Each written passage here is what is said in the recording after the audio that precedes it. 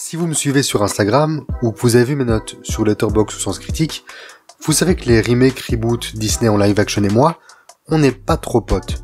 Le Roi Lion et Mulan sont deux des pires trucs que j'ai vus récemment, Alice au Pays des Merveilles marque pour moi le début du déclin de Burton, et j'ai pas encore osé mater le Aladdin de Guy Ritchie ou les deux Maléfiques. Tout ça pour dire que Cruella partait déjà avec le désavantage de faire partie de ce processus créatif, c'est-à-dire la mort de l'originalité, l'argent facile en capitalisant sur des noms ou des titres connus du grand public, avec le minimum de risque à l'intérieur du long métrage. Cela dit, les premières critiques étaient mitigées, bonnes, voire excellentes pour certaines, et non pas incendiaires comme souvent avec ces productions. Mais il fallait pas oublier le facteur Emma Stone, qui a le don pour faire perdre toute objectivité à certains spectateurs. J'y allais donc prudent, mais plutôt rassuré.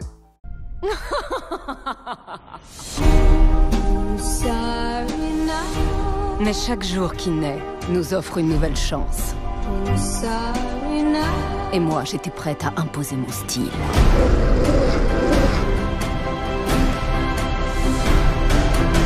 C'est quoi la chanson déjà? Je suis une femme.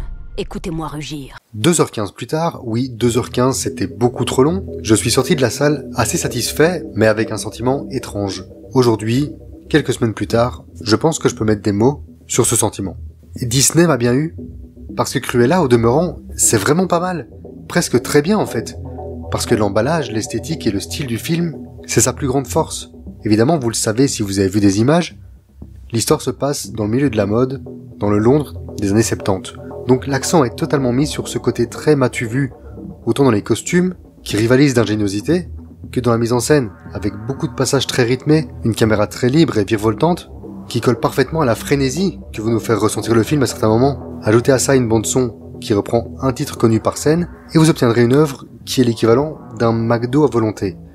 Sur le moment, c'est super cool, et puis quelques heures plus tard, on se rend compte que c'était quand même bien con. Je pense ne pas me tromper quand je dis que Cruella est le plus original des live-action, qu'on ait depuis longtemps, si pas depuis toujours. Mais malheureusement, il possède quelques défauts inhérents au genre, qui cachent un peu l'ensemble. Déjà, il fait ce que toutes les origin stories font, c'est-à-dire nous expliquer des trucs qu'on n'avait jamais demandé à savoir.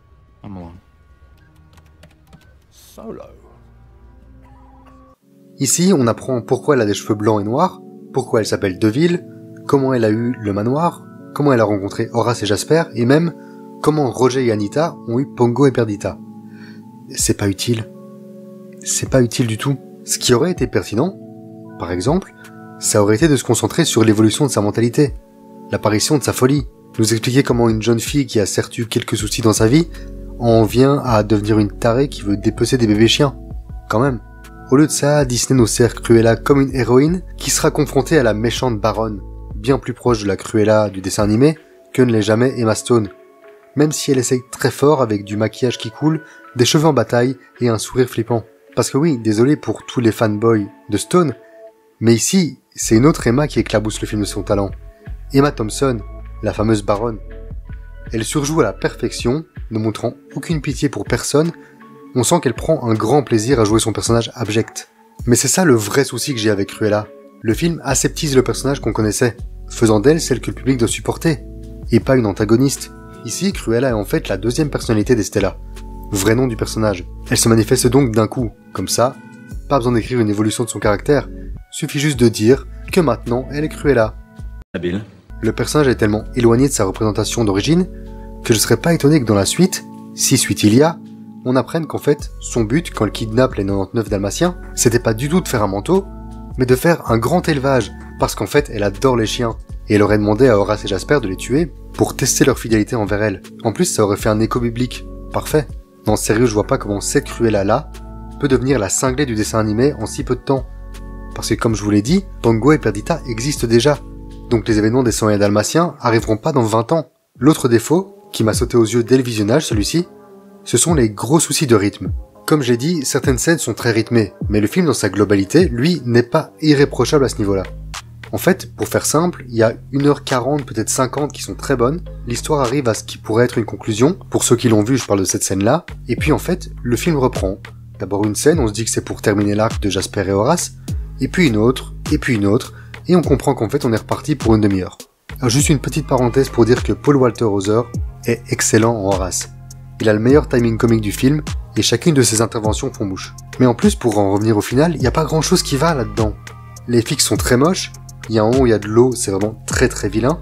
L'astuce de Cruella pour se tirer d'affaire n'a aucun sens, bref, cette dernière scène plombe pas mal l'ensemble, pour moi.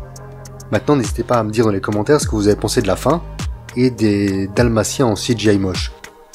Parce qu'il faut en parler aussi de ça, les chiens en CGI chez Disney. C'était déjà horrible dans L'Appel de la Forêt, ici c'est pas beaucoup mieux. Autant on peut dire que le film soigne parfois très bien sa mise en scène, autant certains fonds verts et effets spéciaux sont vraiment hideux. Finalement, je me dis que Cruella aurait gagné à ne pas être sur Cruella. Juste un duel entre deux femmes à la grosse personnalité, sur un fond de mode, dans le Londres punk des années 70, avec une Emma Thompson détestable et hautaine face à une Emma Stone talentueuse mais instable, c'était suffisant. Mais bon, ça aurait pas rapporté des millions et on sait que c'est tout ce qui compte. On se retrouve dans quelques jours pour la critique de Lucas, et dans une grosse semaine pour le Cinépop sur Robin des Bois. Ciao!